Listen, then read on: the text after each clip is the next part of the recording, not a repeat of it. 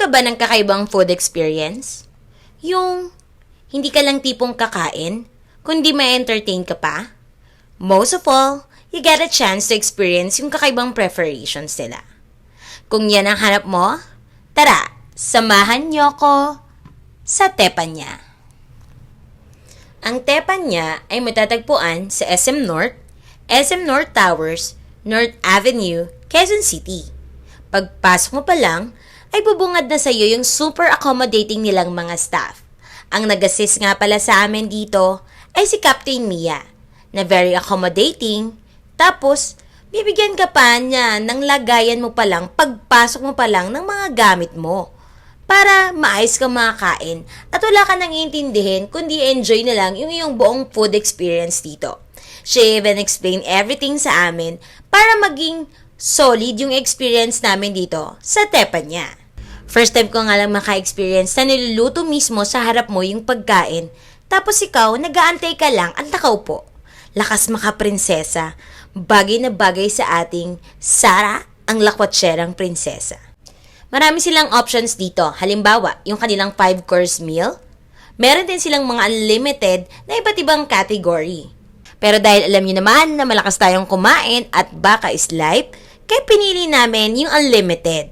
Pero kung hindi ka naman super lakas kumain at sakto lang ang kain mo, busog ka na at feeling ko sobra pa sa'yo yung 5-course meal nila na sa halagang 488 pesos lang. Ito nga ang kanilang 5-course meal ay kompleto na. Meron sila dito sa umpisa na first course kung saan ay pwede kang pumili ng vegetable or salad. Then, meron ka ding appetizer, soup, and then meron din silang rice.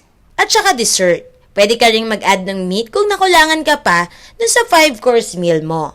Pero dahil laban na naman ang person, ay dun tayo sa unlimited para masulit talaga natin itong ating food experience dito sa Tepanya. Tsaka, ang galing kasing mag-entertain ni Captain Mia. Sobrang saludo kami at na-explain niya talaga sa amin na maganda talaga ma-experience mo yung kanilang unlimited dito. Tapos, habang nag-order kami, ay talagang ginaguide niya kami at pinibigay niya sa amin kung ano yung mga bestseller dito.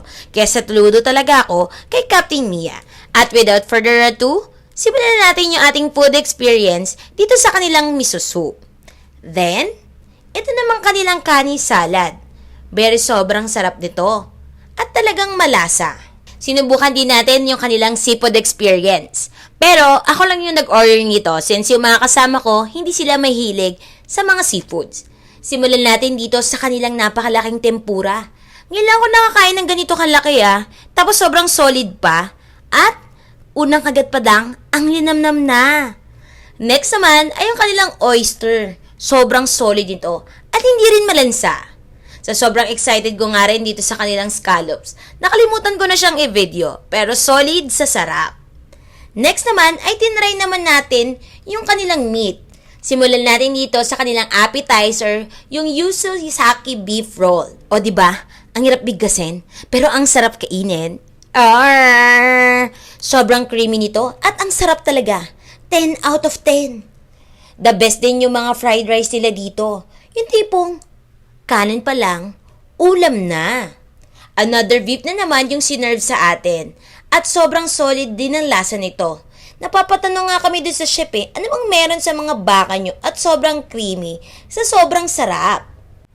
Next naman nating itinry ay yung solid ilang beef na to. Sobrang kapal pero ang sarap. Grabe, ito pa lang sobrang solid na at sulit na talaga yung bayad mo. At hindi pa nga natapos yung ating seafood cravings. Tinry naman natin itong isang klase pa ng luto nila ng shrimp. Grabe talaga yung mga shrimp dito.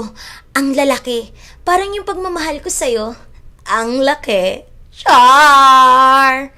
Tinry din natin yung kanilang mackerel dito. Sobrang fresh din at sobrang sarap.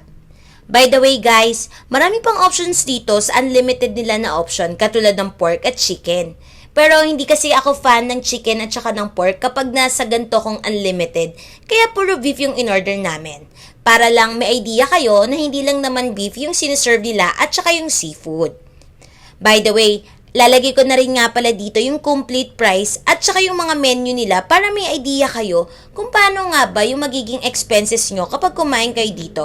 Again, pwede kayo doon sa 5-course meal na 488 tapos kapag nabitin ka, add ka na lang ng mga a la carte. So kung magtatanong kayo kung sulit ba na kumain dito sa Tepanya, isa lang masasabi ko, sulit ito. Bukod sa makakakain ka na ng authentic Japanese food, you also get a chance to experience yung ganitong klaseng entertainment at hands-on exhibition with their accommodating chef. Shoutout nga pala dun sa chef na nag-assist sa amin dito sa Tepanya, kay Chef Alvin. Ang sarap talaga ng bawat luto mo, chef. So kung naghahanap ka ng authentic Japanese food, tapos may kasama pang entertainment, punta ka na dito sa Tepanya. Yun lang mga kalakwatsa. Bye!